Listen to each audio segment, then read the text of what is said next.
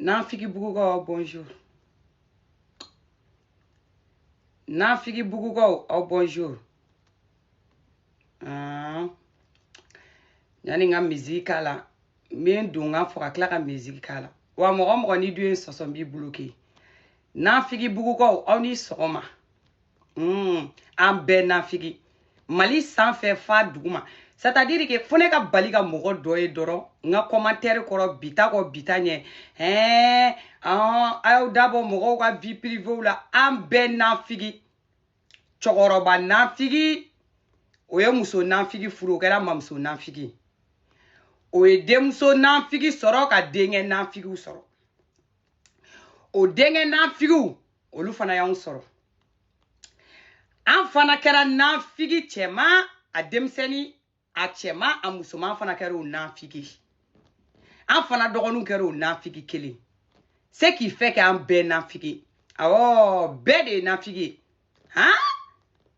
kunu posu blale MJD sans faire 1 heure à moins de 6 minutes nafigu tara commentaire ke ka yoro befa aw ni chesa aw ni baraji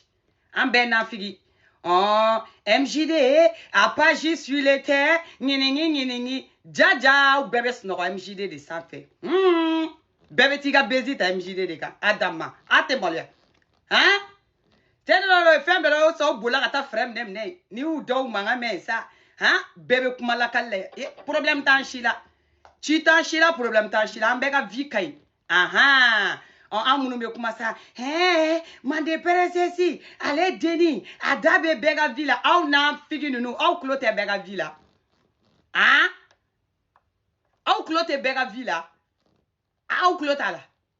aka 7 tuku ko MJD do to umba de près ambe sanyona ambe de na figi ni donc chacun naka assumer aka côté en avance bega so aka côté mon avance ambe na figi mali be abe sans faire faux duguma ambe de na figi voilà kuma nyodi mante peresesi mangala nteta ntemochi kabako ali ne fi manchila ne takote nteta Choco bébé Alabatala maubutala kanatako Maliga fima Ijube segelinu Mali presesi Alani mauta fima Malaila dia fima Jawara de mande Mali presesi Jawara de mande Fima Jawara de mande Bega ya fama Nibila la murawa ya fama Mawanyana mau Bega haketo Nibila la murawa solontonye Aye fima ponye Maliga family fonye Iba makila mama fonye Uya beke uye kosugu bega nega filmana Uya beko uye kansugu beko nega filmama Nishima kwenye filmana Jabari ga etunareta Bauni oti ga filma Mama lega filma Beleteni ga filma Maliga negu ga filma Parisien uga filma Maliga family filma Iko bebeda Ikele nuka beleta walibon Billahi Alabatala maubutala kanatako Maliga fima Ijube segelinu Mani presesi Alani mauta fima Malaila dia fima Jawara de mande Mani presesi Jawara de mande Fima Jawara de mande Kile bora Ni alate kile te korobo Kalo bora Ni alate kalo te korobore Mani presesi bora Ni alate fima te korobore Jata wale kumboe Jeli madia e kumboe Nafegi luwilaya Asiri jahili luwilaya Koti male munkanye Neba Foni ye kolonifi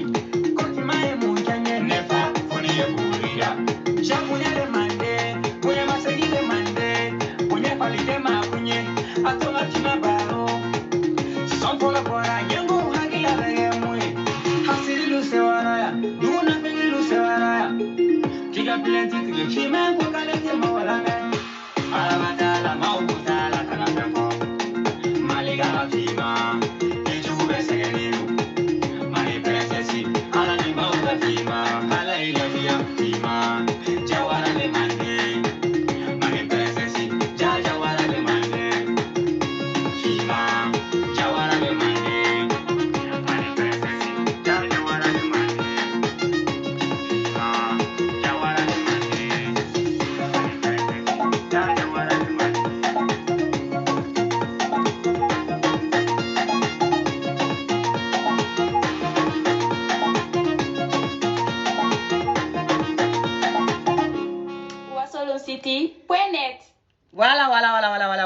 Naninda Dunga Figala. L'incontestable princesse, l'incontournable princesse, la seule, l'unique blogueuse, influenceuse by Mali, Malika Rafima, MJD Rafima, la porte-parole des invisibles, Kakuna Foni ta fashungoro, ka jesse, réseaux sociaux sans fait, Kuna Foni me se ka chuiga ou bien te beima, mais ma de princesse galotige, solution tola, a te contesté de, ni mi fora au keleno. Comment il met chou avec Bali Mola, mais tiens nous. Donc, je suis là. N'en figou connecté le noni, Erina. N'en figi chogorobo. Mounou beta misirila. N'en figi moussororobo. Mounou beta misirila. Tanti n'en figou. Tonton n'en figou. Ndate fara ou en kuntechi. Koromso n'en figou. Koroge n'en figou. Voilà. Dogoni n'en figou, de n'en figou. N'en fon date fara kuntechi. Koromso minga message mana dongu. Ni dimina ni énervera toro. Ibe magono kenema nan benga buru kono bengibi. Siro n'en fo bi wa n'en fo shini. Ala ka men n'en figye ina. Ala ka men n'en figye ina wa mama ka jivi tala de. Voilà ne bau tala. Ngo tanti n'en figi ani tonton n'en figi. Ma fo ngo ba n'en figi ma fo fa n'en figi. Aha. Depuis ni 6 ans non. Voilà, comment elle fait ne batala, ne fatala. Mais toi, ben n'en figi. A folle de flâner, date vana kunteti. Ala kanto n'en figi ina. Ala kanto escoro ina. Wallahi, ala kandato kumanya fola et réseaux sociaux nga. Me kangarda n'en figi be. Dien dongo. Nine mande peresesi furula. Tche, i dado nga furu kumala. Ala ga san pere jigiga. Ala ki se pere, ala ki ka nafolo ba, ala ka di nyeda hereka. Muso, ni dal na ne mande presesi, nga furu kola, ka ala kalia, afima fara jemanga, ala ki ka tafe ko fara ki se pere ka iche baila. Billahi ka dorome kele, akana ka wada sokola de akadabla menta fo de pisisa. Nta oyenta de atela ka leni fe bola out. Bon, pour de vrai, il y a d'abla ça, on a de sujet parce que pour de vrai, on a ta cause c'est la mana. Il y a un de cause c'est la mana, quand il kuma fort, quand la c'est moustola, quand bella jerelima. Mon chi sabote pour de vrai. C'est tout ne perso, kuma damadon flado beno, kadolu kuma kono kata fon en manne, ou balmaye, c'est-à-dire anifuru. Balmaya ni furu katan kun fait viri akola amane mais me kuma en global la ani nga kuma ka adresser kuma nyeshine no munuma parce que dien ko kuno de bato kundo be nanay mais ne ma do re fode ne ma Afrique pays fanchi fo mais me nyeshi mali ma malien che te tanu anyena irane ni kuma info de pinga video chama temelina malien che nyene ma te tanu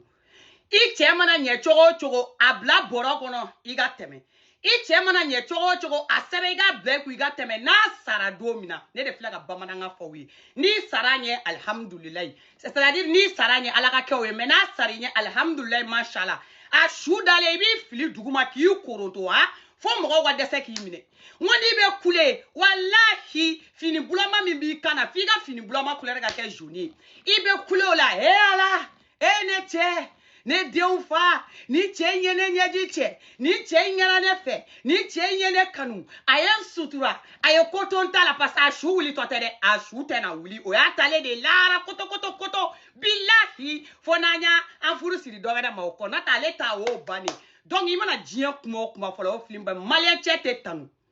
jien mogo ba jatemne réseaux sociaux ga me question damadon ta meno foye billahi en tant que ton génie ma bat ton teta ton sangafo bilay musote yala musola en tant que safolo en tant que ton génie ma bat ton anata ton sangafo dia muso ni be sigi dia RB seconde be ne chebe tan chebo tan cheketa ayo sigi droga résultat magono Sherifu Gardigoni tan babani konea au première saison ma dogo mola daga maïsa au première saison ma dogo mola Safi Jabateni Momo o ine era koromso de Safi Jabateni Momo ama dogo mola réseaux sociaux ga ne yoro Safi Jabate kuma bo fana be bigoro mine nche tara nche sigira nche jigina Momo ya be kumbirile to ya anye gane mbaya an kumbirile me ko la barabara kata dona anye da tadro kano peta nyego o kera benye wale nyana o ma dogo mo shila c'est-à-dire que jelu ga millier flèche ou baga millier de donner fima e kuma info nyana amena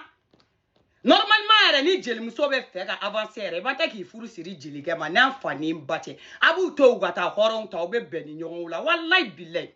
parce que foi ma jugun migoro tala ma migoro tala ko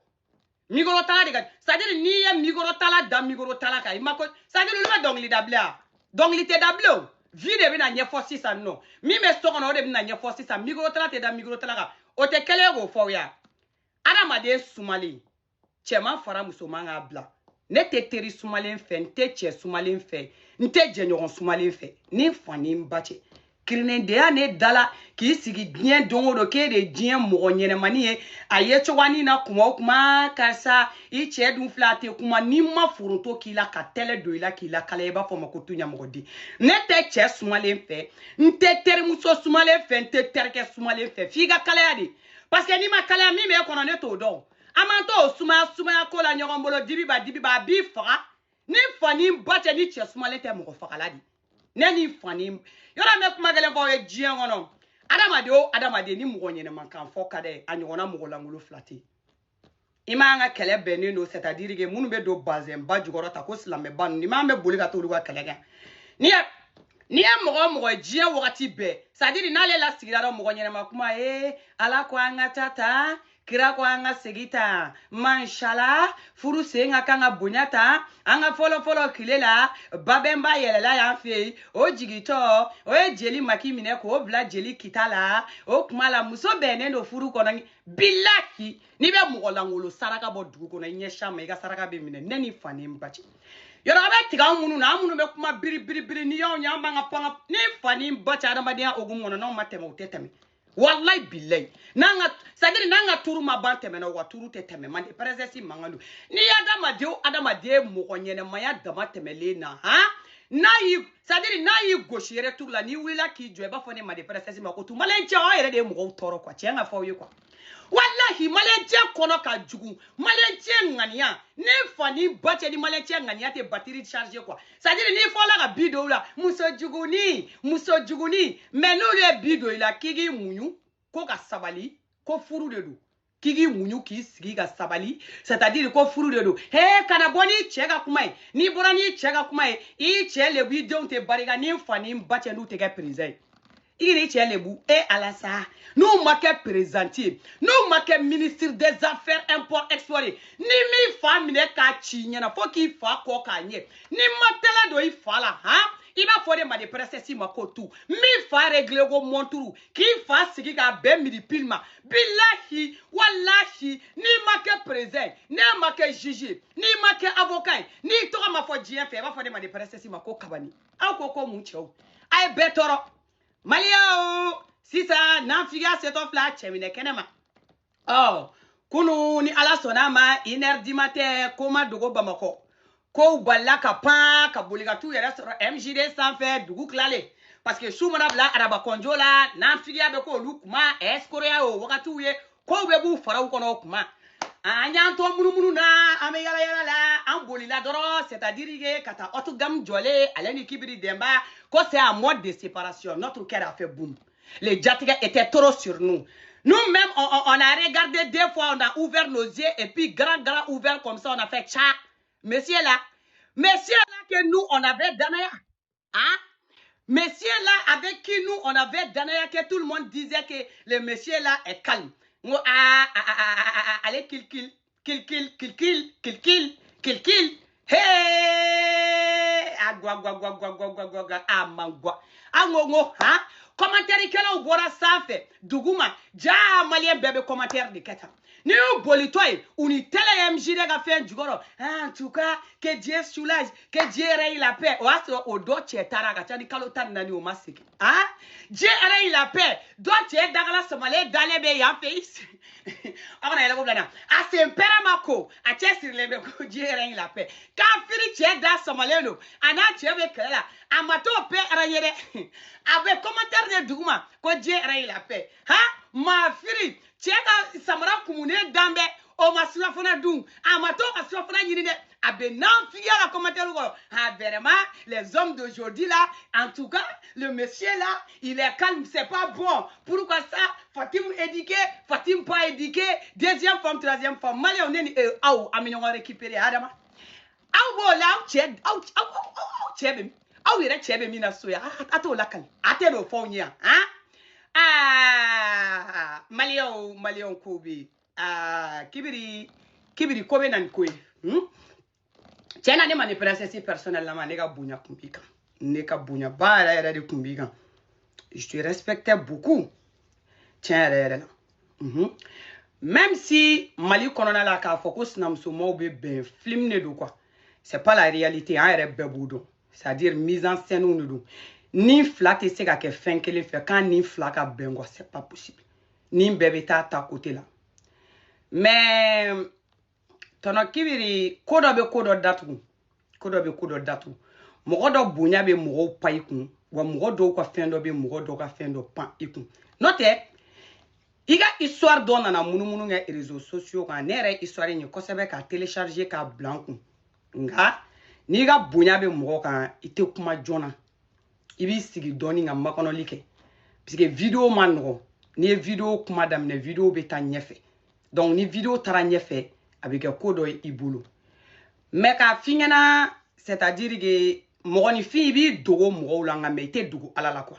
ala dogo mante bi se ki yere ke mogo nyene mais autant que tu veux mais ni tien na dom na koni kelen kuntigale non abika fin be da kenega malien nyana mese odgam tama follow j'espère que au de la gani musoyi ya rabbi secreto ni ya rabbi ibe ma wolonde ya rabbi galaba dila ni bote te se ka comprar ite sanya ila gawanda bamu c'est plus fort que lui oh ate se ka comprar bon ni ne toye ko Korea jara adeun fleni ne kibiri deuni ne kibiri den follow di ni ne togo ko Korea mbora muso mi ira ula san ale de togo ko Korea jara ni ne kibiri muso follow c'est-à-dire ni a denani en fait c'est compliqué et très choquant à la fois quoi c'est compliqué et très choquant ni Korea jara ni cousine de Fatim jara odgam namso odgam dona muso mka o cousine de ni Korea ni mbora ga mi iraula Korea ngani ra iraula tukuni fana ka oklobe naw ne fana histoire de fana ka oklobe na ma de presenter da ko to kise go abse ga do fana obe nyini ngalige fana ka oklobe na ya rabbi secreto ni ya rabbi ibe ma wolonde ya rabbi galaba dila ni bote voilà ni de kibiri muso follow queen niye odgam dona muso nga Fatim jara cousine de ni toko ko Korea jara Fatim jara u tene muso ye umu jara donc dala do fo aller sin kele feni do don u tene muso donc cousine sugu munu do ka fo ko cousinazi jamanja de do cousinaji jamanja tere ni kuma mega fo ni galondo c'est-à-dire que fana ka o klobena doga bodron a contester mba to daka Ube nyogondo ni mogo ku teri muso intime kundo. C'est-à-dire que fou kumbe nyogonga finindo. Dono la Korea de tara bora kata baninge yoro dola déplacement na asegira kana soro a cousine ni kibiri dara ayereka fi ayereka lika. Parce ale cousine de kibiri muso fole ni c'est-à-dire que Fatim Jarin le karma existe. Fin do bega Mali la kabako kode do le karma existe. Comment na ke chogo la le karma existe. Mo be kuma do fo kuma do la ko che tere erbene be kuma fo muso de be ba. Muso de be se ga foko ambe ni kera muso nyumani e ki ye chogo kai. Abesega ki dagawuli tere muso ou abesega ki dombagala ja ou abesega ki cousine che ou via abesega ki koromso che ou bien abesega ki balma do che o benyeshi ima e ba ko shitane de be do achela mogola ka nyeshi ima aba fo ka bi fe muso de ba fo ko ai muso de besega nke muso de besega fo ko ai wa muso de be banke muso de be jatemne c'est-à-dire ini balma ka balmaya ini teri ga teriya degré c'est-à-dire ni sinji ga sinji ya degré e de bo jate mne ka cheto e sinon chaw ga fu italo chaw ga mne bal amune be chenche na yi jaitere muso beda nyogo nga cheba dane aka papa katala wa ba muso de fe wa ba dana obega kla ga foko kwa na chaw ga fu italo na e chaw jabe c'est-à-dire na yi ni mo yi je ka famille beta na ni fefe be se woro korota la ba be korota chega papa katala muso de ba foko aishi ni e jien fe jurudo abe sara cheko mana dese choko mo man ta ka dese ka si I cousine nga furu kono na made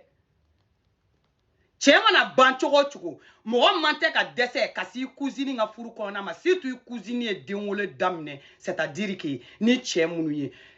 amira mo we yele la ayu bebla sourdine na ou bien ku bloquer ka bonga konti koro abe yele ke ni e fe yele Obama furu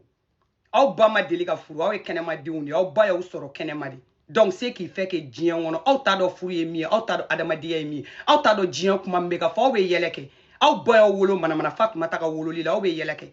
salikante o deune te yela olu deune be yele al adama deungo kuma nyena mambe fa awe yeleke mana Fatuma ta deunte au ya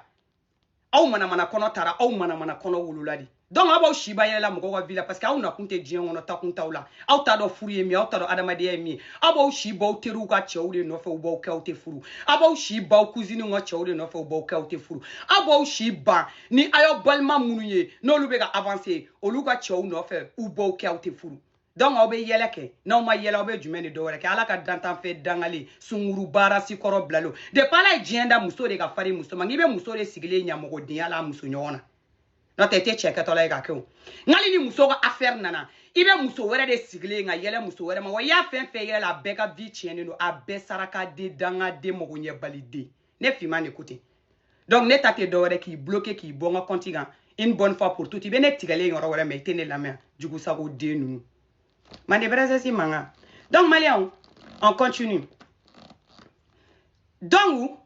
c'est-à-dire que adama de me dese djien na tiga ko bela me chero be ne be ka kuma mfali sisa be ka ke bamako ono cousine chow be bo erbe ne ta fo me mina do dossier na ne fani mbache ni moko bamako chika datu ka ba fo mako tunya mogodi ni moko balma yo galama mboka sema ba fo mako tunya mogodi ni moko shinji yo juru boko tiga fila ba fo mako tunya mogodi ni te dogo villa fe na teremuso chebe bo fe na cousine chebe bo fe na doromso chebe bo fe na kromso chebe bo ni mana be poster réseaux sociaux ka ni fani mbache no ka numéro ye ana obe ta dayoro mununa ka mana ko ka ba fo ne fima makotu abara ni mbake o ni yo fora aga kurantige ga yora kuran be ga tiga odaga daula kurantige imba to abogo julo jugu yage kurantige nduguma no aye makono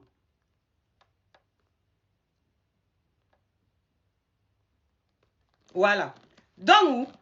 ça dit comme na gela chogo otekeo ni muso inflene atete bugula bi ana de nani ni tokote fo kibiriko kumala ni te wele kibiri muso ga kumala ntado mina expliquer yo chugumna ni kibiriko kuma be wuli ni muso yin tokote fo chugumna fo ayere na ka demisenu mega commencer kana et réseaux sociaux sans faire ça non c'est-à-dire demisenu yere be na fin bla bu ba deme u kuma fo ka kuma kun tigete kuma kun be bla tento kuma uti avancer kata nyefe mais kibiri muso folon o cousine de amuso flana yenye Fatim fana dona minga odgam dona minga o fana cousine de o yemene no fana be denwolo la ebide muso folen ya cousine ni kibiri tay madame na bigwe kibiri tay kuma body follow sinon ani ka dam na biyo o to nyonye sera la de c'est-à-dire que ne fana bena goni neta tono kibiri ate gale akui parce que ne 12 métiers 13 valeurs tono kibiri ndete tane yoro jong ebe goni mi ta ki sigi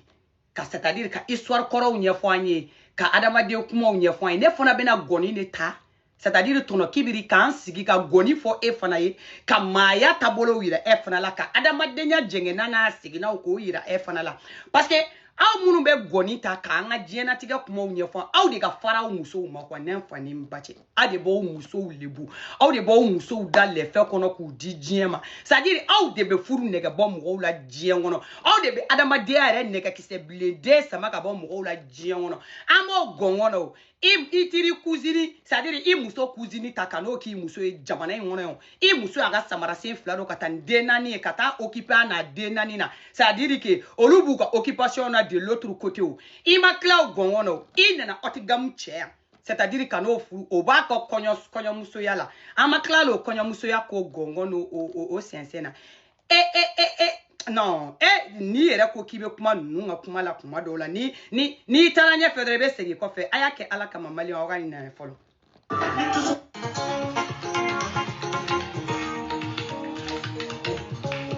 ale de Fanta Jara ta suna ni Florida ali mami ba Demba Kuyate ni bi jelikɛ ma jelikɛ dɔ dasiri cogo de bɛ dɔ lasirana. Aye kuma la mega nya mega ni yira ula ko kono dara mina o de filɛ ni kule la sinamuso ma fila la dɛ mega yɔrɔ k'a la pour que aw ka faamu aw k'a ye aw k'a lamɛn. Fanta Jara ta tiɲɛ biba Fanta Jabate ta tiɲɛ biba Kanku Kuyate lamɛn jeliya kuma la n b'a fɔ jelikɛ ye n tɛ nimisa wara. Sinon Bamakɔ kana ye Kanku Kuyate lamɛn.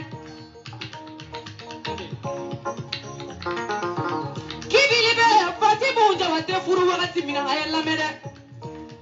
caman ye Kanku wele dɔlu yɛrɛ ko Kanku ni Demba ka dɔnkilida ni fɔli banna pewu nka o jelimuso tɛ Fatimu ye haut gamme jelimuso ye n bi barikada ne bi barikada sanni ka se Fatimu ma i ba n'o ye Binɛti Kuyate ani ne faw de jɛra Faransi kɔnɔ.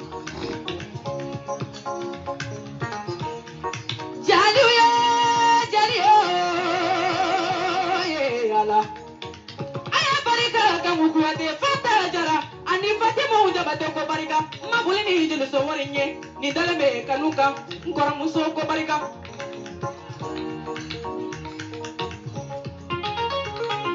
N bɛ furu kɛ ka jigiya barikada ye Demba Kuyate mafta bɛ baro la su in na madamu Fode Suguna i ka barika Kanku Kuyate n'i sɔrɔ kibili Demba sabu tɛ wa n ye fini fɔlɔ min don Kanku ma pari wa.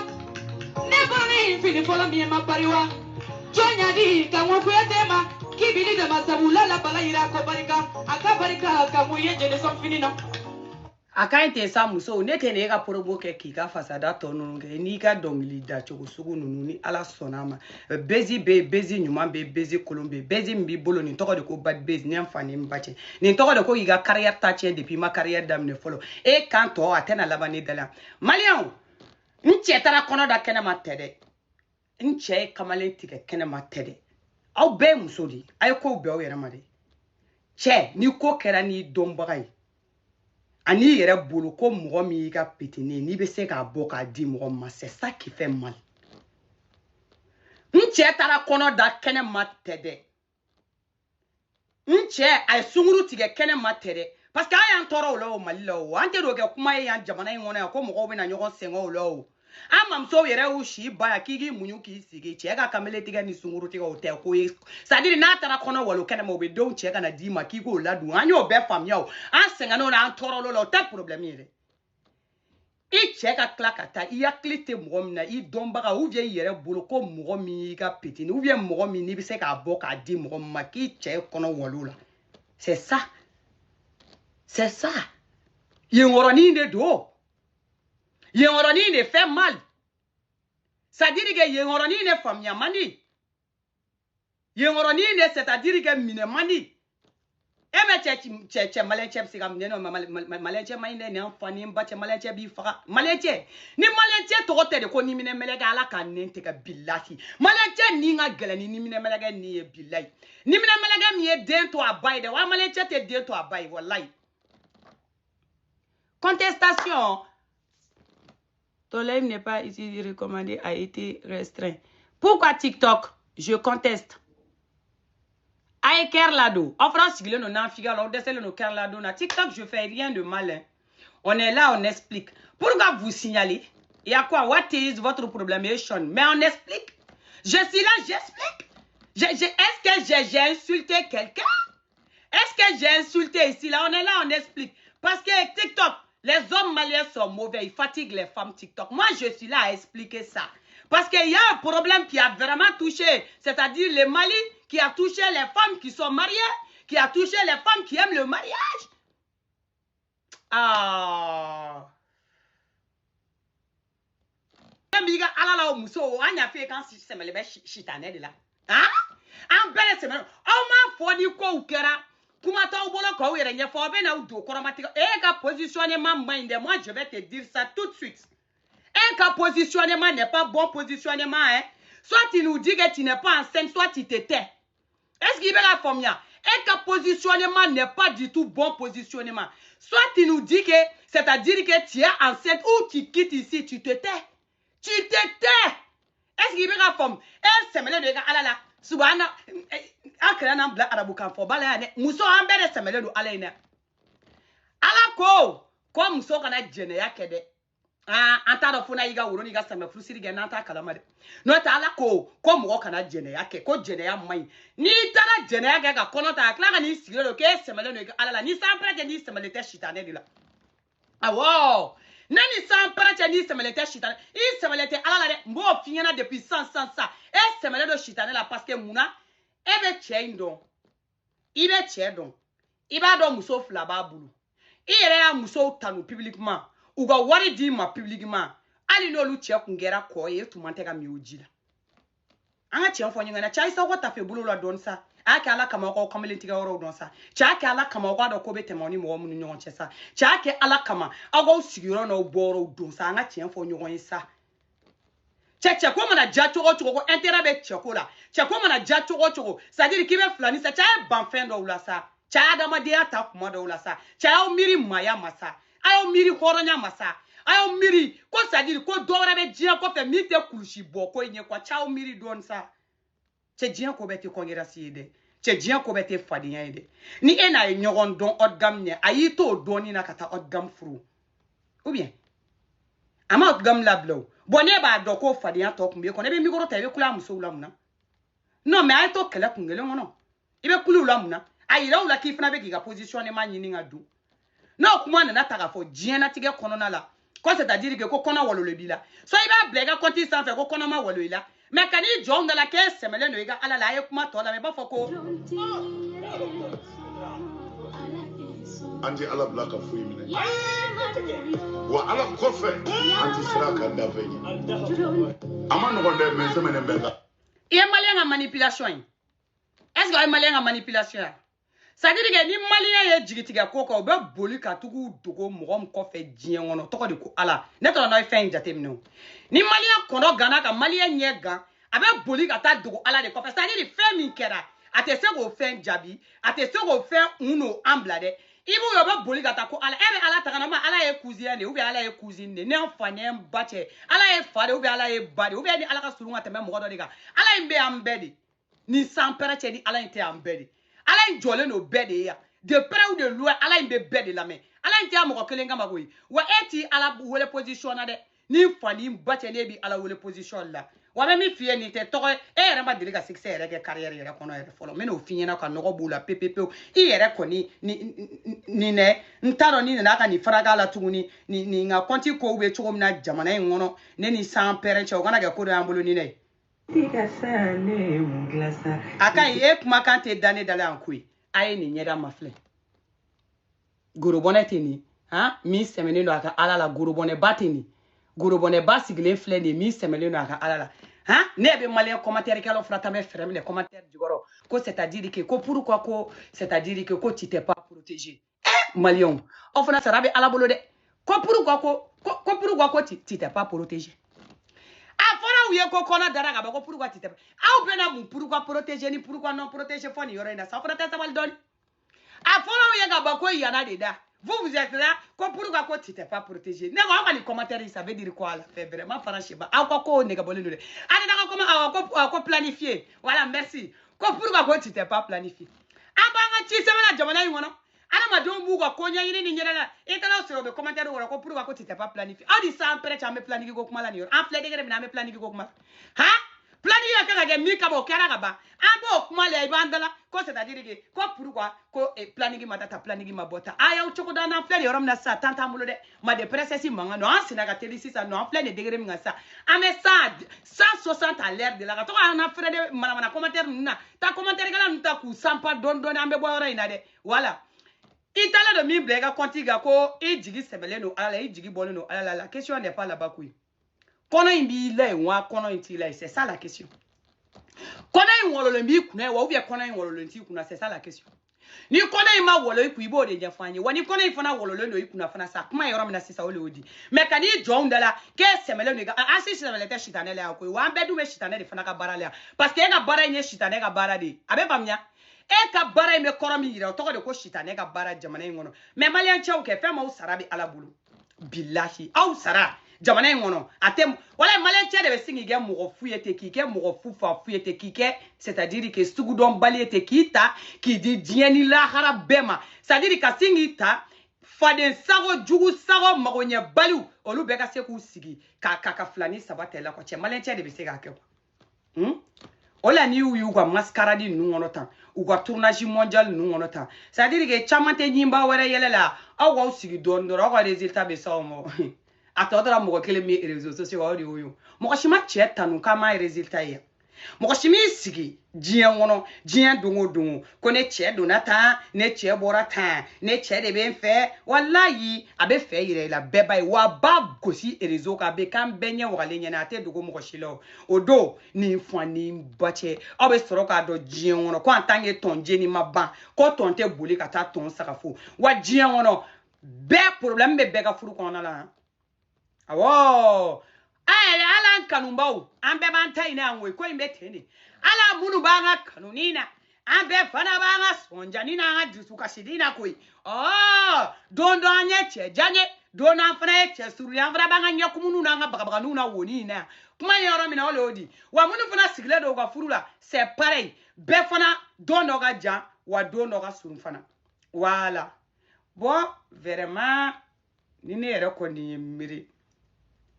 atgam nga parti ngela la tienre la ala wanga tienfo nere tado nimna mi fo yuronina tienre la c'est trop triste ni bisa kuma nim fo yuronina dron c'est très triste imaya c'est trop triste parce que ou ga couple kun kay nyogon bulu quoi walay ou kun était bien ensemble parce que ou kun me nyogon compléter ou kun be se gata yoro chama fana la nyogon fe quoi ou kun be se ga teme ka ko chama fana ke meni jisuma fana be se ga ka fura fana yi ni kuma nyefo be se ga ke ka jisuma ka fura yi vraiment ibe ni kele ni juru do ala ke fatim ninu beba gono nunu beba gono ibe ni kele ni juru do ala ka leke peut-être avait changé moi la do be changer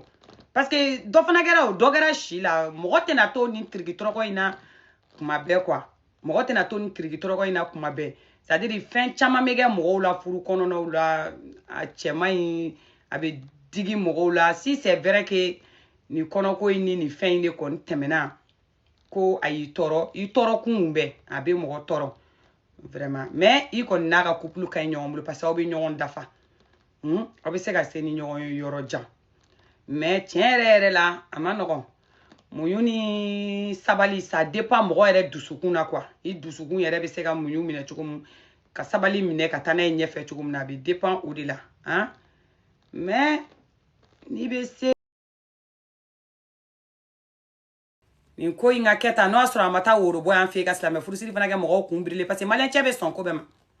ibe to ko do nya foli lo asura bulla kata woro ni islam me furusiri fana boy an fe abe to kuma do mi nyaga minina o asura fana ga ko be nya na bora ko bampeu yoro be so ko sugun ni la asura ga doni takana sa ka soro ga jelige do nyini o ka ka kulusi sempanga yele sanfe ça dire que e ko kibiri a volé son argent wa mara nto kalama ko la o histoire fana ma se ma de ka argent fana volé mara iteni kuma in foli dabla di tani ni dondoni opere vous bibolo ne bolo wari bu fla be bolo o argent fana volé la chogodi aman ronne ka argent fana volé mara ite opere vous bora mi ngamso o bora mi Souci taula, wali vigo. Ah, aya ka wari suɲɛ de nteremuso opérez-vous. a y'a ka wari suɲɛ de wa yɛrɛ de digira fɛn na koyi pati na koyi Ngamso, opérez-vous bien. Réseau main. kɔnɔ ko in yɛrɛ ma Fatimu tɔɔrɔ ka se o bɛɛ ma koyi wari ko in a ye Fatimu ka wari dɔ suɲɛ ka taa muso in entretenir ni o ye Fatimu n'u fila ka wari b'u fila bɛɛ kun o u fila jɛ wari u ka baara wari a y'o de ta k'o suɲɛ ka sɔrɔ ka taa denni ɲɛ gesenen in entretenir n'o ye bon o de digilen bɛ Fatimu na sinon Mali furu kɔnɔna na bɛɛ b'a dɔn ko cɛ ninnu bɛ pan pan pan u ka wuluya dɔnnen don i tɛ ka cɛ minɛ k'i bɛ fo n'i ye bɔgɔrɔ bila a ka kulusi la dɛ sinon a bɛ taa o. Aïe, mais est-ce que comment fondele le follow? Parce que ne ma renseignement qu'elle a ne taara ta source yɛrɛ de kɔnɔ a fondele yɛrɛ de don terimuso. Awɔ a fondele yɛrɛ de don a y'a ka wari de suɲɛ kibiri y'a ka wari ta de ka taa waliden entretenir ni o ye kɛlɛ kun de filɛ nin ye dɛ. A jeli milieu ma gɛlɛ dɛ jeli milieu ka gɛlɛ o di ça va jeli milieu ma a ma nɔgɔn dɛ. A ma nɔgɔn dɛ wallahi fɛn min kibiri ye Fatimu da ka kan tigɛ de moi Fatimu moi je l'aime non mais i b'a dɔn ko ne dimina surɔ ne ma se ka sunɔgɔ o terimuso tellement que ne dimina a digira ne la dɛ. Ngamso furu kuma bɛ taa dɔɔni dɔɔni de yɔrɔ n'i bolila ka tɛmɛ n'o ye ɲɛfɛ furu kɛlaw mana tila ka bɛn a la i ka kuma tigɛlen min di sɔrɔ i sigiyɔrɔ la dɛ Ngamso i tɛ taa dɔɔni dɔɔni n'i bɛ furu ɲɔgɔnmaw ka kuma la i bɛ a kɛ molo kanu ɲɔgɔnmaw ni furu ɲɔgɔnmaw i bɛ taa n'o ye molo la parce que n'i giringirinna ka taa i taara o lɔvu bannen ka bɔ ka na clip kɛ an ka muso an bɛ tigi ka kumakɔrɔw tigɛ ka n'a bila kɛrɛfɛ a ma nɔgɔn dɛ ni ko nin b'a ja kuma dɔ la de i m'a ye o de kama i m'a ye ni ne bɛ ka taa ni bɛrɛ bɛrɛ yɔrɔ ne ye nanfigiya caman kɛ kulu ko ninnu na résultat ma nɔgɔya depuis n'o kɛra an bɛ taa dɔɔni dɔɔni pa kɔ malo ma nɔgɔn dɛ o ye tiɲɛ non an bɛ ala deli kɛ kow ka nɔgɔya wala commentaire ninnu na a kuma fɔlaba ninnu a y'aw fɔtaw ka jate minɛ dɛ sinon wallahi wariko in ye tiɲɛ dɛ n terimuso tila ka t'i renseigner dɔrɔn wallahi tiɲɛ de don wallahi billahi tiɲɛ de don wallahi wa ala n bɛ tila k'o tɔ f'i ye duguma sa parce que sinon a da man di Fatimu yɛrɛ la nin y'o fɔ sinon a kɔnɔ ka dun dɛ wa u bɛ nin divorce ko in kan ça fait a bɛ 2 semaines bɔ magasi ɲamata magasi lagalagatɔ den ni ne bɛ ka couple fɔ ne y'a f'e ko kamalen tigɛ ni sunguru tigɛ de ya ne ye n da don couple ɲɛnamaw la réseaux sociaux kan e bɛ ka na bilakorokan min fɔ n'olu an m'a fɔ ni mɔgɔw b'u ka vidéo la ni adamadenw bɛ mɔgɔ ɲɛnama ko kuma la aw bɛ la ni magasi i b'a ɲɔgɔnna wɛrɛ sɛbɛn n bi c'est-à-dire que n bi i kili fɔra bloqué sisan ka bɔ n ka live kɔrɔ ɲamɔgɔ den ninnu an bɛ mobili bolo a kili sanfɛ an b'a fɔ kuma ɲɛnama na ne sɔn dangadenya tɔgɔ fɔli la mɔgɔw ka live kɔrɔ ten i b'a fɔ ko ci ɲɛnama tɛ mɔgɔw la e ɲamɔgɔ o de la ka couple de ou bien e de la ka ne da mɛn o couple ko kuma dɔ la buguda faralen sinon kɛ u bɛ nin ko in na divorce in fɔra depuis ça vaut maintenant maximum 2 semaines ou 3 semaines u b'a ko kan a nana yɛlɛ réseaux sociaux de kan sisan dɛ et puis fana Fatimu a sinamuso in deuxième famille Fatimu n'o tun bɛ ɲɔgɔn dɔn avant que a ka furu terimuso ma o de kun don ayi dɛ aw m'o yɔrɔ kuma faamu ni Fatimu tɛ ɲɔgɔn dɔn dɛ ayi dɛ muso fɔlɔ non ɲani Fatimu ka na ne bɔra k'o expliquer sisan fɛn daminɛ la au fait ɲani Fatimu muso fɔlɔ in cousine de kun ye dɔ ye cousine de ye Fatimu Jara ye Oliya Jara Fatimu Jara olu de ye cousine maw ye haut de gamme da t'o ko la dɛ awɔ ça c'est vrai ayi non awɔ kɛ n y'o faamu o mais bon an b'o kuma kɛ duguma sa sinon a cɛ man ɲi quoi sinon vraiment ne diminen don kɔni kibili wɔrɔ dɛ wallahi ala ka jisuma bɔ a ko kan i t'i sen bɔ mɔgɔw ka furuko dimi na mara i ka jigin ka bɔ yan n'i tɛ siri wali furuko dimi na k'e diminen don i dun ɲɛ bɛ cɛ in na a tɛ kuma nin bɛ taa muso bɛɛ récupérer ka na a bɛ kɛ baarakaw bolo wa e sigi an bɛ to nin kuma bɛ yɔrɔ a tɛ kuma maa min tɛ kuma o ta b'a kɔnɔ de mara i bɛ to nin jigitigɛ kuma la nin bɛ taa muso fila bɛɛ ta ka na ka n'u sigi cogo k'a sigi u cɛmancɛ la ni base o mana kɛ sa an n'an ka comptes bila repos la tile fila Adama den cɛ siri mɔgɔ ne n bɛ dɔɔni de fɔ ka to k'an sen kelen don ka kelen bɔ Voilà, n'en figure que la mec qui chessiri, kibiri, ici tata, kibiri, antora safita la ya, n'en fani mbote, momoni safita la, n'en ferem ne réseau kaya, mo voilà, momo,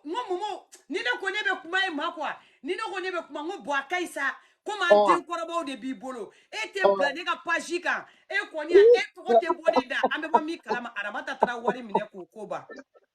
Olu te ne ɲɔgɔn bolo. Wala u bɛ ɲɔgɔn bolo tiɲɛ don. Ayiwa. I ka dɔrɔki kana fara a ma kɛnɛ kɔni ɲɛna. Ne bɛ ka n tari de ɲɛfɔ k'an sen ni cɛ ka sen tɛgɛ ni kolaba minɛ. Mais min de i cɛ ne mɔgɔw cɛw bɛ dɔ k'u la. Mɔgɔw jiginna u cɛw kɔrɔ ɛri damadɔniw na. I nalen jigitigɛ kumabaw fɔ yan nɔ ka bɔ ka misiri bɛ i yɛrɛ la yen. Yɔrɔ o lɔbu bɔlen Fatimu ka bɔ yen nɔ hey. Kibili. Sumaya dɔɔni réseaux sociaux kumaba ninnu t'anw bolo ne bɛ cɛ fɛ de Adama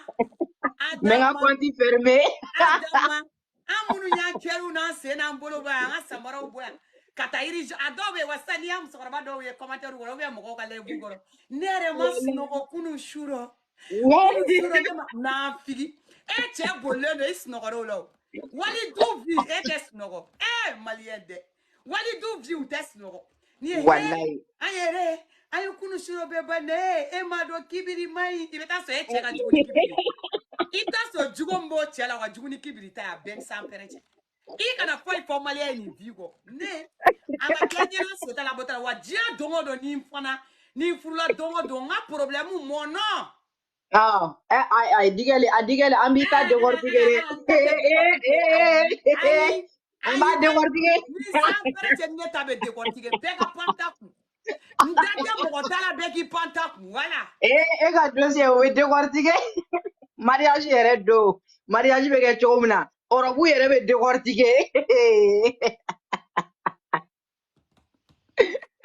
wallahi terimuso na n ka to i ka tɛmɛ n'i ka kuma ye walasi n nana o yɔrɔnin de fɔ i gros bisous ma chérie awɔ bisous ma chérie k'an bɛn kɔfɛ k'an bɛn furuko kuma o b'a la dɛ o b'a la n'aw y'a décortiquer ni m'aw danga n'aw sen ma pɛrɛ a b'a fɔ ne ma ko tu ɲɛmɔgɔ de a kana décortiquer dɛ bɛɛ k'i da bɔ n ta la n da ma dɔn mɔgɔ ka vie privée la min na réseau kan n y'o de fɔ donc bɛɛ k'i ɲɛ pan ta kun voilà personne ne va décortiquer ça donc voilà adamadenw ka furu ninnu kuma kɔni c'est grave u kɔni ka compte personnel ou vraiment bɛɛ taara kade wuli ka bɔ compte personnel kan n t'a dɔn kibiri de tun bɛ compte personnel kan wa min tun bɛ compte personnel ninnu kan u kɔni kɛlen don k'u cɛ ka initial dɔ bila a kan bɛɛ taara i ta wuli bɛɛ ka compte kan sisan nɔ Otigam pour toujours dɔ in ta ye Fatimu officiel donc l'affaire est vraiment grave il y a quelque chose là-bas quand même qui est chaud il y a quelque chose qui s'est passé là-bas là c'est vraiment chaud dans une situation grave mais malien cɛw n'aw fana ma kɛ ala kira kama k'aw ka tigɛ yɔrɔw dɔn a ye mɔgɔw tɔɲɔ dɛ a t'a jateminɛ sa n'aw musow bɛ mɔgɔ minnu dɔn a t'olu to yen sa aw ka taa u tɛ minnu dɔn ye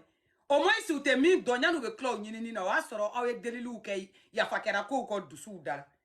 mais n'a fɔra u yɛrɛ tɛ taa fɛn ɲini yɔrɔ wɛrɛ la tuguni i muso yɛrɛ bɛ mɔgɔ min dɔn n'i muso terimuso tɛ c'est à dire o balima i bɔrɛ la sa badi o balima dɔ de bɛ fan dɔ aw b'aw pɔn dɔrɔn ka t'o ta nkɔrɔ dɔrɔn ka taa bobara kɔrɔta daminɛ k'aw t'o to yen ka t'o kɛ kɔnɔ ye mɔgɔw bolo et puis n ko n'i ye cɛ tɛgɛ ta kalabanciya la u bɛ se yɛrɛ la hinɛ donna mɔgɔ la kɛ i t'a dɔn f'i k'u tɛgɛ ta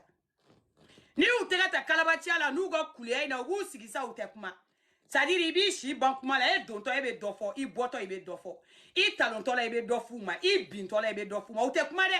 u b'u sigi de k'u yɛrɛ kɛ simple innocent ye diɲɛ kɔnɔ c'est-à-dire que i b'a fɔ ko diɲɛ natigɛ fɛn fɛ o tuma e de ye Kangu ye wa Kangu n'est pas enceinte c'est toi Kangu e tuma Kangu tɛ réseaux sociaux kan k'ale sɛmɛlen don a ka masala wa yanni a ka sɛmɛ a ka masala a t'a fɔ an ye ko elle n'est pas enceinte c'est toi Kangu fana o c'est-à-dire nani faux compte ye ne dala no ko elle n'est pas enceinte ne bɛ lamɛn k'a yɛrɛ ka na sɛbɛn ko elle n'est pas enceinte ou bien a k'a bila a ka compte kan ko elle n'est pas enceinte fana n'a figi Santa Lucia numéro 27 o c'est-à-dire que i bɛ cɛ ninnu sigilen k'u dɔw fara kɔnɔ sa ne yɛrɛ m'a dɔn nin kɛra cogo min ou bien yafa ma ou bien u tɛ kuma yɔrɔ i b'an musow dɔn i dontɔ i bɛ dɔ fɔ i bɔtɔ i bɛ dɔ fɔ a sigilen sumalen de i bɛ tulu kalama fara ji kalama de k'an kɛ musow k'a suru a kuncɛ k'an ka jigin bilahi maliyɛn cɛ ŋaniya bɛ batiri charger o de kama n bɛna kuma kelen fɔ aw ye walahi bilahi pour que I ga fere malien cɛ ma a ɲɛ bɛrɛbɛrɛ ma yɔrɔ minnu n'aw bɛ furu la aw ci de aw cɛ ka sunguru ɲiniw ani ka to aw cɛ ka telefɔni wɔgɔbɛ c'est-à-dire que k'a ɲɛɲini k'a ni jɔn taara jiginna dɛ a ka sunguru kɔrɔ filɛ a don ta ne fa ni ba cɛ I b'i to I ka furu kɔnɔ ka to ka muso kɔrikɔri cɛ tan k'i t'a dabila filɛ ni galamana ci ɲɔgɔn na e y'o ye I bɛ karisa de fɛ karisa de ka di ye o bɛ furu ka don I kan ou bien I bɛ taa o bɛ furu ayo kulo dingɛ den da la ko kuma parce que fa de b'o la ko ko kunkolo mangene c'est-à-dire que ka to cɛ ka téléphone na bɛlɛnbɛlɛni ni cucucu ni cacaca la c'est-à-dire ou bien ko ka sunguru nga numéro ta aw de furulen na aw bɛ so kɔnɔ aw taw yɛrɛ bonya dongo do téléphone janta la allo sunguru ba ne de cɛ ni sunguru ba n'a y'i ku bila kɛnɛma k'o ladon kɛ ou bien ngɔrɔ k'o don kana fara I kan I b'a faamu ou bien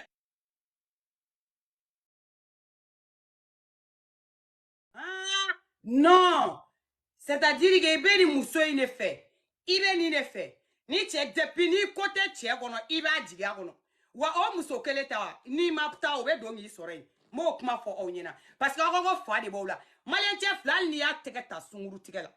au fait n'i yɛrɛ y'i cɛ sunguru tigɛ la kana sɔn ka discuter mais min fɔ aw ye de o ye dɛ n'i ye fɛ ka malien cɛ jogo bɔ a la de ni cɛ b'i bolo cɛ min bɛ yaala su bɛɛ kɔnɔna la y'o ye a bɛ gɛrɛnw de ni ɲɔgɔn cɛ kan'a kɛ siɲɛta ye don o don I bɛ to a nɔfɛ siɲɛta la a t'a dabila wa n'i bɔra cɛ ka sunguru tigɛ min kalama a t'a dogo I la bilen yɛrɛ parce que bonya min tun bɛ e de y'o bonya boyi a bɛ n'a yira I la ko n tatɔ don sunguru in de fɛ ni fa ni ba cɛ n'a t'o de yira I la parce que bonya min tun bɛ e a bonya e m'a fɔ k'i tun bɛ fɛ k'a dɔn ya komi I y'a dɔn a b'a bɔtɔ a b'a sa de la a bɛ ka taa yɔrɔ min na o kuma bannen de ye kuma caman t'o la bilen parce que I yɛrɛ de y'o respect in sama ka bɔ yen donc ni respect in tora a niveau la a bɛ respect in to a niveau la I cɛ hali ni cɛ jɔlen sunguru tigɛ de la c'est-à-dire I bɔtɔla dugu kɔnɔ ou bien I bɔtɔla ci la yɔrɔ la I yɛrɛ de y'a ye dɛ mɔgɔ m'a lakali dɛ e yɛrɛ ɲɛ wagalen de y'a ye kɛ cɛ y'e ye e ye cɛ kɛ e k'i tilen ka taa so bani kana ɲininka foyi la hali n'a nana n'a ko k'a bɛ don kuma in kɔnɔ kana don kuma in kɔnɔ hali n'a ko k'a ni sujet in bɛna kana sujet in traiter hali n'a ko diɲɛ kɔnɔ c'est-à-dire que k'a bɛ don ni sujet e kana don n'a ye bilayi ne m'a fɔ n k'a tɛ taa sunguru wɛrɛ tigɛ mais o muso kelen a b'o déposer bilayi o muso kelen kɔni a b'o déposer a tɛ mankan ko ka ko la tuguni o y'o ka dépôt n'o ka retraite kɛlen wa o mana kɛ fana bonya bɛ sabati wa a b'a ɲini kana kadonin dɔw k'i a b'a ɲini k'i nɛgɛ kuma bɛɛ k'i dusu la parce que a t'a dɔn au plus profond min b'i kɔnɔ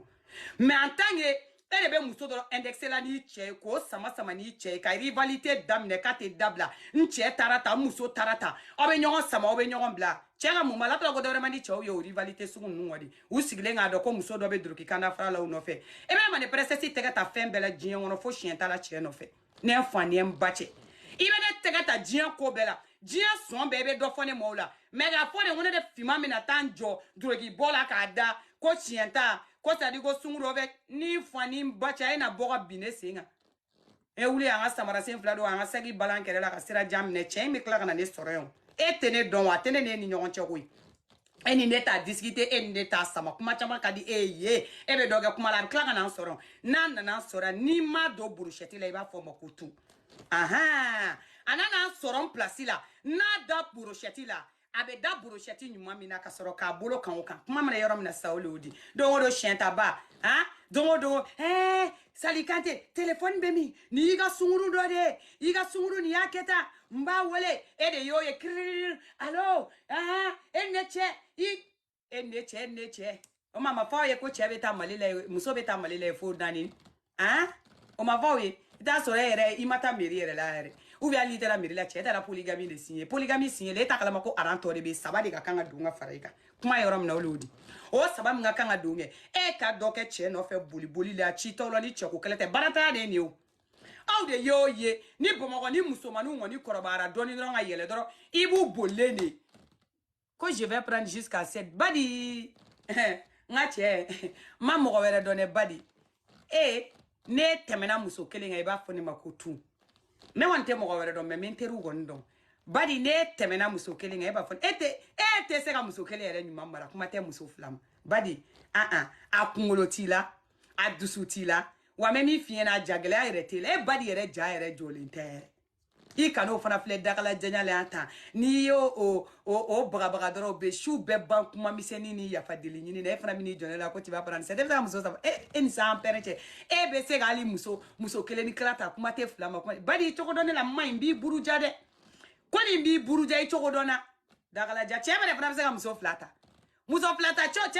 Ciao tia kungolo masiga nye teka muso flata ko finyana de ciao tia kungolo jolin teka muso flata eri fani bacha ne ka clé bank mala kloro ka kla ti siga ka clé bank mala ma be beni ngo ciao be ngo fa de be doula igunu ye check se ba ina tanto e mo ko bele be se muso flagere la pour ya muso flagere figa ke ko de aha ni be se ko yala ibe se ka muso flagere ni tera do ife iba nugu ka daw tege ni bola ka ta do ima e che na figi de be se ka muso ta fo nani iba ina bola ka do muso folo fe abeta fo e ko do ise kasa bebo ko muso flana se kasa ko na le do no ka so ko se kasa de ko ba to ka le test no oh na bora muso folo fe na ta la muso fa ta fa muso fa be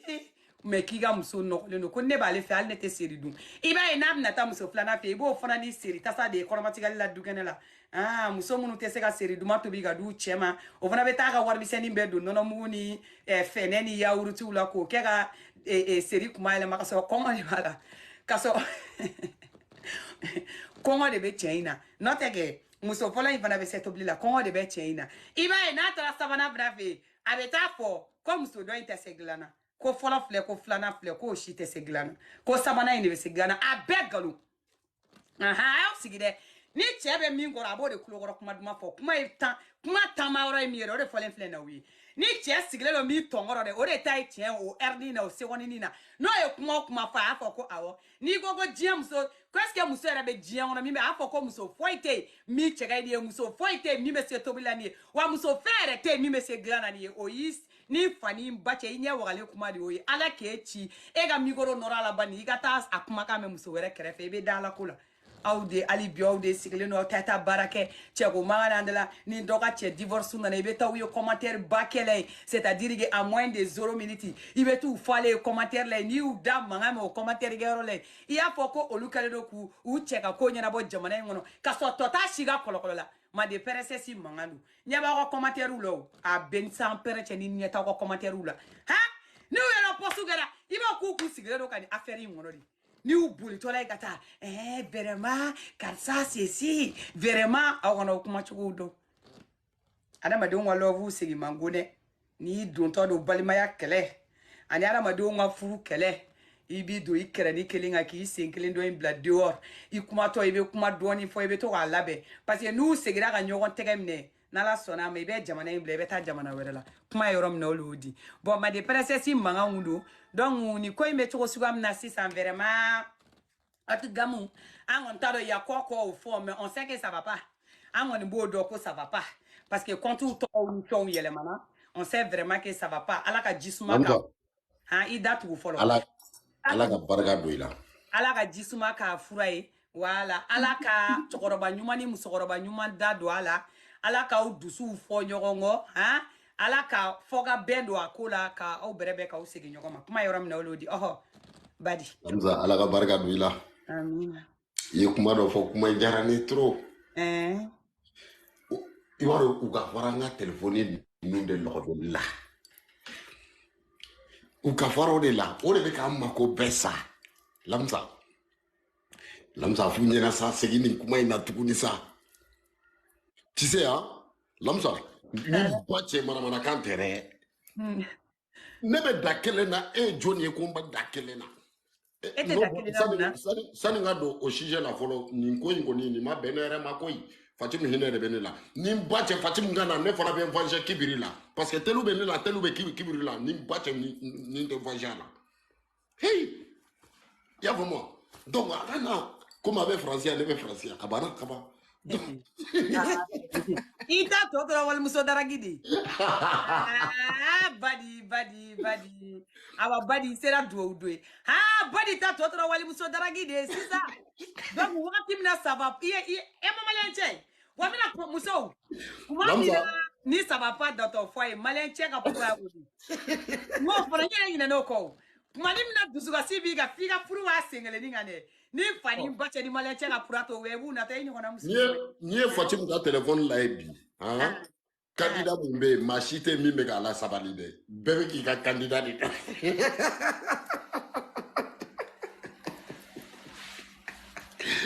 kibiri ka taa récupérer dollar ni bache ka bo chokoroba fe kana jeune fe o tena ke neta ya Allez, ngani amay wallahi bilay téléphone ngani amay. Ni sɔgɔma ma valeur dɔ i la jeune na valeur dɔ i la waaw. Non. Donc Baro tiɲɛ nunga ko non mais ne taara fɛn fɛn de la bɔ. vérité on a qu'à se dire la vérité nin tɛ bɛn maa si ma mais ne bɛ yɔrɔ mun fɔ kuma in kɔnɔna na mɔgɔninfin jamana fila bɛ yen o jamana fila u ka kɛ sabalibagaw ye adamaden ka bonɛ an kana kɔnta quoi an tɛ kɔnta foyi la ni mɔgɔninfin ka bonɛ tɛ tiɲɛ i y'a faamu bon e yɛrɛ ka nin ko in lajɛ i ka maa ye maa min bɛ sabali kɛ nin ko in kɔnɔna na a ka dɔgɔ bɛɛ bɛ na ni tiɲɛni yɔrɔ de bɛɛ bɛ ka abonné ɲini ni nin kuma ninnu ye tiɲɛ dugu jɛlen depuis ne wolola yɛrɛ ne ma deli ka Kibiri ka photo ye dɔw ka page kɔnɔna na ma deli ka Fatimu ka photo ye dɔw ka page kɔnɔna na mais ɲɛ b'a bɛɛ la déjà tiɲɛ ça fait dire quoi donc problème bɛ bɛɛ da la problème bɛ bɛɛ ka foyer kɔnɔna na i kɛra muso furulen ye i kɛra sunkuru ye ni ba cɛ problème bɛ bɛɛ da la on a qu'à se dire la vérité hali ne ba min bɛ ka kuma tantɔ wallahi bilahi taala ni n ye n ka datugulan dayɛlɛ sisan wallahi bilahi kasa b'aw bɛɛ faga c'est vrai jogo ɲuman yɛrɛ tɛ ne yɛrɛ la fɔlɔ yɛrɛ tiɲɛ ɲɛ tana de ye muso bobaraba ye tiɲɛ ɲɛ tana de ye muso cɛ ɲumanba ye tiɲɛ donc on a qu'à se dire la vérité problème b'an bɛɛ da la a ye Kibiri sɔrɔ cogo min na mun b'a yira k'a fɔ ko e mun bɛ ka content k'a tɛna e sɔrɔ mais olu yɛrɛ ta bɛ juguya ni nin bɛɛ o badi voilà donc fɛn fɛn i ɲɛ bɛ fɛn fɛn contannen don tantɔ wallahi bilahi fɛn fɛn da bɛ nin ko in na k'u bɛ u ka furuso la wallahi bilahi u bɛ se ka une semaine kɛ u cɛw t'u lɔgɔ bɛ non mais fɛn fɛn bɛ content na si tɛ furu la badi o kɔni ka i yɛrɛ sɛgɛn a si tɛ furu la badi mɔgɔ si tɛ se ka furu kɛ i b'a kalama n bɛna kuma kelen f'i ye solidarité bɛ Mali furumusow ni ɲɔgɔn cɛ dɛ mɔgɔ n'i ye furu kɛ ka tɛmɛ ou bien mɔgɔ n'i bɛ furu kɔnɔ c'est-à-dire i tɛ nin souhaiter i yɛrɛ ye hali i t'a souhaiter i jugu ye quoi i tɛ se ka content la quoi c'est pas possible n'i ye mɔgɔ a tɛ furu kɔnɔ a ma deli ka kɛ furu kɔnɔ wa ni kanu duman ma deli ka diya la mala deli ne ka taa ni ɲɔgɔnna kɛ muso dɔ la ko o muso ka sigi a bɛ na laban cogo min na n'i faga badi ne yɛrɛ bɛ marifa ɲini e ka ne lamɛn sa e ka ne lamɛn ba ye ne bɛ exemple kelen de ta dɔrɔn ne yɛrɛ dɔgɔmuso ne sin bila min y'a ta cɛ dɔ ka nin k'a la ni ba cɛ i ka da kana da sɔgɔli la de bila ni mi da bɔgɔ cɛ ala kana hɛrɛ kɛ ye non mais c'est vrai mais furuɲɔgɔnmaw fila ka problème an k'u to yen u k'u ka problème randi u ni ɲɔgɔn cɛ i n'a fɔ i yɛrɛ y'a fɔ cogo min na n'i bɛ don i sɛngɛlen don i ka sɛngɛlen to kɛnɛmana na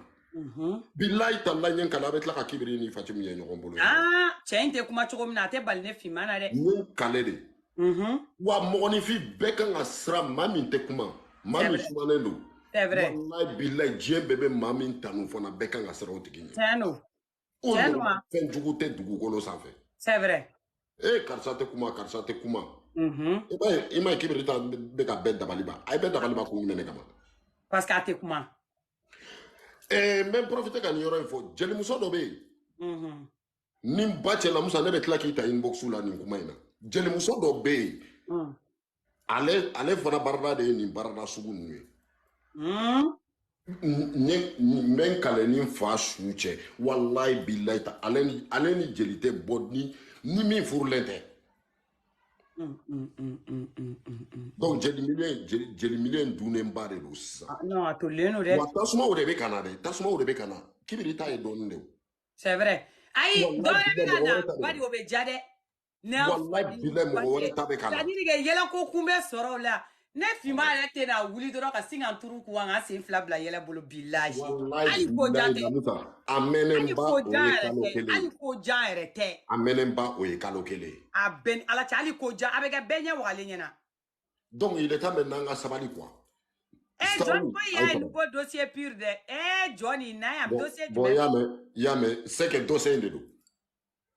John dossier jumɛn nin bɛ ka dossier min kun tigɛ yan a bɛ cogo min na o don e ne y'a fɔ ye ko jeli ni ma ko jeli miliyɛn kɔnɔ i bɛ sa fo aw tɛ ko in dɔn i ma ye ne i la ta ka taa n yɛrɛ sɔrɔ rappeurs cɛ la n'u t'i kunu ala kana hɛrɛ kɛ ye n'a b'i kunu Johnny ko yan ko Johnny y'a kun tigɛ e ka yɛlɛ yan Johnny ko bɛ dɛ dossier dɔgɔnin foyi kun tigɛ yan dɛ foyi tɛ kun tigɛ yan a bɛ n'a ma tigɛ a tigɛ inbox kɔnɔ ni sanpɛrɛ cɛ a bɛ tigɛ koyi a kana nin kun tigɛ n'a t'a fɛ ka diɲɛ lawuli kɔni ka diɲɛ bila kunjugu kan a kana nin décortiquer a yɔrɔ la a y'a ma décortiquer dɛ parce que n'a kɔni fɔra inbox kɔnɔ a bɛ yɛlɛ sanfɛ n'a dun yɛlɛ sanfɛ a fana bɛna décortiquer dɛ Lamsa a jelimuso yɛrɛ de dabara nana ka na kuma fɔ ne ɲɛna saraka y'a bila Wallahi billahi tala yɛrɛ dabara de nana ka na nin kuma in fɔ ne ɲɛna ɲɛ min da kulo la yɛrɛ a yɛrɛ b'a dɔn billahi tala a bɛ sɔrɔ live kɔnɔna na saraka y'a bila saraka de bɛ k'o bila an b'o ɲɛfɔ de o saraka a yɛrɛ b'a dɔn. Salamu alaikum. Walaikum salam warahmatullahi ta'ala wa barakatuh sali internet nafigi Ibaro ne be fele ko gara de fele ko garde ko no so fima ibaro dossier yere subhanallahi don ko yero ayra ma fere mer ama fo imenja akana betla ga tobe ja Fatimu sibe kunte musinga kono ma yere fima ayi ote ko jume Fatimu yere suriya mo do kono dale no la fima betla ga na fi sisan bon kono ma kɛ fila ya tarakibiri o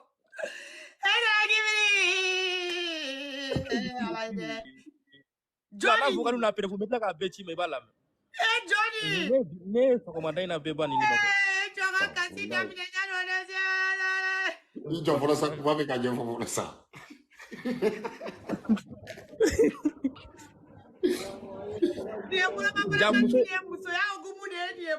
ni sampere je muso inta nafla de fima muso inta nafla de nafla ale de tɔgɔ ka di ni ngo ina quoi muso inta nafla de histoire in kono ja pure que ça fima araba denga mogo samalenga iga mogo samalenga na iga sokono ka iche ka kono do la mano gone mais kuma goni nete kuma ma to nyefie après ni klara ci sa meta frère mais inbox ko check na wala ni ya cousine mawlo an bɛ ka miiri min na ala ka kɛ John na ya ke cousine maw fana la ka bara de ni o ayi fima de cousine te ni te cousine ni fora ni mo dugu be wuliu cousine te ni de ni te cousine ngoy mo ko ni te mi odedo al ni te gabugu ye cousine wa ni te al chambre kuma te gabugu ma cousine te hey mo ko tam na ni dossier to da to ne ko so da bla sourdine yes salikante bla sourdine amire bi nga mo bla sourdine na muna ou bien kura de ga bara ni sourdine kura yen ko ram so bla sourdine iye amira te kura de ga bara ni kura yuro nya fo ne do ne yi se mo sourdine ko ina aflela salikante bla sourdine yen ko ram so do fana bla sourdine na John kura de ga bara ni problème wɛrɛ bɛ Johnny problème wɛrɛ bɛ min ka jugu ni ninnu fana ma metla ga to wala Johnny vocalu bɛɛ b'a la ma ko muso in ta ye nafila de sa muso in ta ye nafila de muso in ta ye yɔrɔ o ye nafila ne yɛrɛ taara muso in ka dossier ta bi ne y'o bila fima muso in ka dossier yɛrɛ man ɲi yɛrɛ o ta ye c'est pas l'appel de quoi mais ko wɛrɛ min y'a to Fatimu yɛrɛ bɔra pewu mɔgɔ kelen bɛ se ka confirmer o ye Fatimu yɛrɛ wa o de dun fɛnɛ ba o de y'a to Fatimu bɔra dɛ soko tɛ kɔnɔ dara muso dɔ min na o tɛ mais kɔnɔ dara kelen de la o de y'a kɛ a bɔra donc kɔnɔ fila n'olu bɛɛ nana ka na kɛ fila n'u ye a bɛ kɛ cogo di o la ji dɔɔni mi ji dɔɔni mi mais kagu in ka dossier fima a ka dossier man ɲi non ni ka dossier man ɲi ali TikTok ma sɔn a ka dossier la bi ale ka dossier man ɲi parce que kagu yɛrɛ i fana bɛ fɛn dɔ kɛ TikTok kan i b'a dabila sinon i ka compte bɛ ban ta ka taa d'a fa ma han kagu bɛ sunguru ta ka taa d'a fa ma preuve bɛ ne bolo ani mɔgɔ min taara hôtel la a bɛ sunguru ta ka taa d'a fa ma u bɛ gulɔ min ɲɔgɔn fɛ a bɛ bɔ ka fa ni a terimusow to hôtel la kagu Kuyate a den fɔlɔ n bɛna min f'i ye a ka petini min b'a bolo o fa ye Burama Sumano dɔgɔnin den de n'u b'a fɔ ma ko Jacob den de bɛ kagu bolo Jacob kelen ale den de bɛ kangu in bolo a ka cɛmani a ka musomanin fɔlɔ bɛ yen cɛmani fila de b'a bolo sa a ka cɛmani filanan fɛnɛ o fɛnɛ fa o ye fɛn ala japonais o ye japonais de chinois tɛ dɛ mɔgɔw ko chinois tɛ dɛ japonais de don o fɛnɛ taara k'a to yen Burama Sumano dɔgɔnin den b'a bolo ko Jacob k'u ka t'o fɛnɛ sɛgɛsɛgɛ k'o dɔn Jacob den b'a bolo Jacob tun taara den minɛ yɛrɛ fima muso in man ɲi dɛ muso in n'a fa bɛ gulɔ buteli changer u ni ɲɔgɔn cɛ u bɛ taa hôtel la a preuve bɛ yen u bɛ taa hôtel la a bɛ muso d'a fa ma u b'u fa gulɔ la u bɛ bouteille ta a bɛ taa ka muso ni fa to yen me garde ko so tuma vocal jouer il va la meya si ça mo a baka dit surtout ani mo minnu tara hotel kelen ngona ka taga ay muso mi yere do ta ka ta da fa ma de o yere nana nga inbox ko o ko muso ka ko c'est pas l'appel de muso yenye quoi ko ala ngana kuma ko c'est pas l'appel de muso yenye fima muso nga dossier tiene do jena take kono quoi o la TikTok ma so ala on TikTok era récité nya yere ka vocal do soro bi ko am ka vocal kono ma do kale tara almetin do ale la kale kono se ka ta chogodi ayra bugo fo vocal ko ale almetin do ala ko ale kono se ka ta chogodi abugo fo ka maquillage kelay ma debi duga je nebe muso no fe debi duga je mais Fatim nga côté Paris mo kana ake ale ka kono ta no folo mimbe o ka juguni ale mimbe no ko ra jugu ko te ugu ba ka yele shui na ni ko ina ma no ne a kuduba da yela kan clave ni dossier de d'ici sambe ni dossier bonyona na amena waraka ufana kama ko kuma yoram na saulodi tena ega bibliothèque falendo ni dossier na sa na fora fima ko e fima ngane blega tega sokono ega ma koy mai mai ka nga fen famu sai ka nga famu halini ma fiye sisa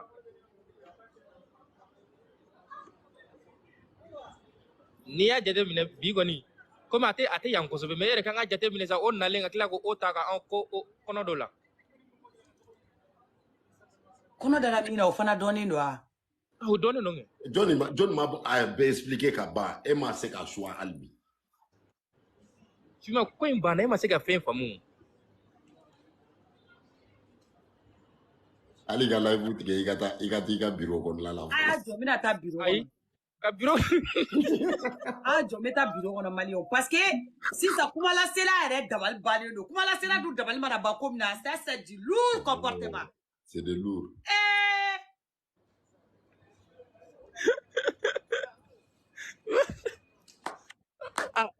ko ka to fere nyini nganye folo parce que anga to ku ka to dossier to traité angona no fo sinon fima gaguin ta ko ni o nafla e koina minen chera minga ma bebo do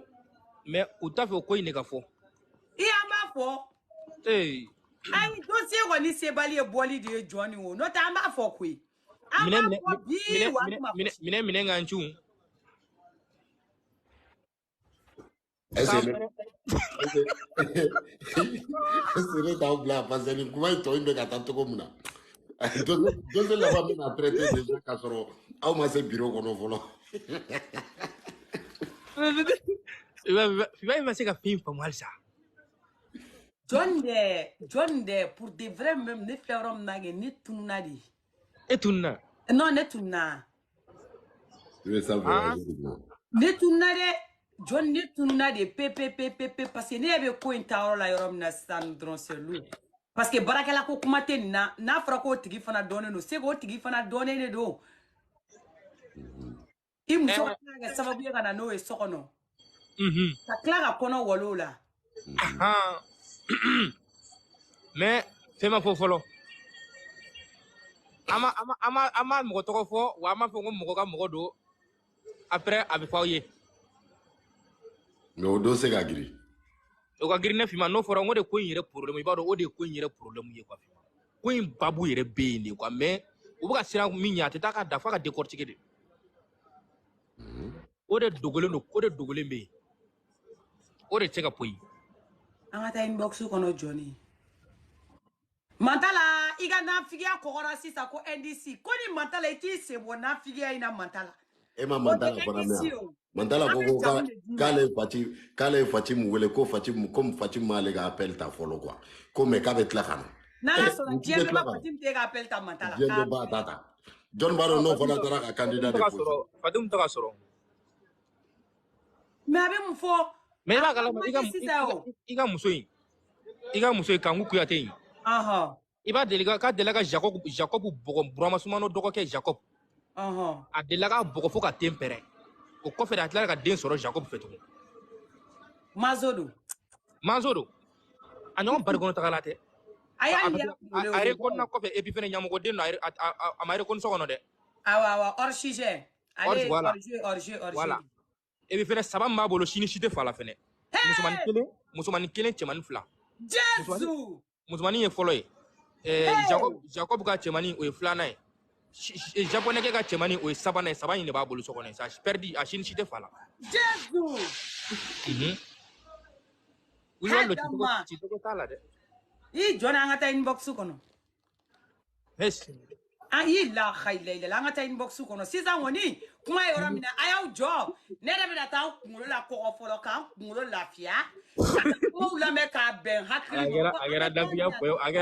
Agera naviga point comme ça. I joni nafiga mana griata sa ni kala ben to inga nganteti ke ka problem kumbe folo. Ni kala kumbe la ka fam hakri la mena. Sina ni ko me ka ta to ni famia mani. Tana kibi. Ne ma fi ngo debi kunu ngo ko into be abe wala biga mo parce que kunu an ma mino bi wa har shin fina dawe jugani le dossier jugu dama de be ngwa ni sampere te fima La dossier jugu dama doro ne bi mais ne ka dossier ta konnana parce que ne kuma mu yere men bi ko ne Fatim Jara doy Jones ke ba kala ma ko Fatim Jara doy ko cousine ne amuso folen we Korea Jara nya ne bo kala maki Korea tara ani Fatimi mine fa ka chambre kono fana ka furu dabela te na denani ma yoro do fene be chen to ko bora wono ta Allah ko fere tara ana muso de mine so kono o muso furu sara to ine bora wono ka tino to in be tiran mawo ne dun ni ma nyine kunu ne dun yoro do fendo to do tima me to in bo kono yun o le to ko postero ay o yere tere o fene kibili fene no o muso de mine na glanga mine o muso to ko bi kun yun e ki ga bien vérifier ay sa o de Fatim Jara nyu ay o fete Fatim to ko were be ko yun no to ko were be list akono ha ala ateni kuma into tanto ba ateni kuma into tanto ata biro ko anga jigi dukuma anga ta dossier te foro ore kambe ha bani e fana mekla ka ti kama de o jeli muso m fana be bole meto dossier fana mine de ko be de don anga ta inbox yoro bali jeli million may moko kuma bali fima moko kuma bali kana jege ni moko kuma bali non moko kuma bali be moko fagali o moko kuma bali moko me susuli ko kana jege nu non ye den dagara ndo kana jege da parce que no kun temena ko ka jiame wuli abana aben alache kana jege nu no ve baro jeli chama ni koy nunga ni koy nata ibaro jeli chama o ibaba kana de billahi debi jeli korban nunna olu ka kuma be ben dossier ngono olu do ka furu sali bora ni ko do dugu malay ne ya debi jeli korban nunga dossier abe abaga na kono afo wallahi il est passé chaini u do muso mnena ha Jona ngata duguma de parce na mata ni ye ko ga yele tuguni amai ay no be jigi idi ba ga kla ko tigi la minu chima awo uchima sambe do inbox o jide na figi ya ye frigo de jide mago be jisumala glaci na figi Santa Lucien ibe siga so sumalete nya be frigo de la ou nya be glace machine à glacer de la jide nya be machine à glacer de la na figi Santa Lucia numéro 27 Martine na ga dawara nege mine ha ni ikungolo bi bole ba foko alu janya iko alu school janya ikungolo be ko alu jole fana kungolo taïde be alu taïde ma na figi Santa Lucia numéro 27 nyobo fana la na figi la MJD Djugoro comme mon cœur s'est arrêté alu cœur arrêté be me commentaire là na figi ha fana Santa Lucia clané flade nyaba ka commentaire la MJD Djugoro comme mon cœur s'est arrêté. Toi, ton cœur est arrêté là-bas. Tu es ici depuis le début. Tu écris les commentaires. Donc, tu n'es plus parti à Lahara, Alou. Alou, skouli mata Lahara. Nan figi. Voilà, bon. Mena follow. Parce que dossier begata tanto tu comme n'a beta dossier toi d'afa dossier première partie de la deuxième saison. Parce que ça là, c'est pas bon. Non, je peux pas vous donner de l'air d'air parce que ne flène ni quoi ne choqué. Ne te sais qu'à kuma ron nade. Abaw jonga tanta ka analyser kungolo kono ka ben fari sogoma o la mese ka boga na kuma ufe me ka boli ka ta dossier tan o de abe ma kono ni sira ka bo shwina alhamdulillah ni desera shina mina wala me ato ngata dossier la me tono kibiri ka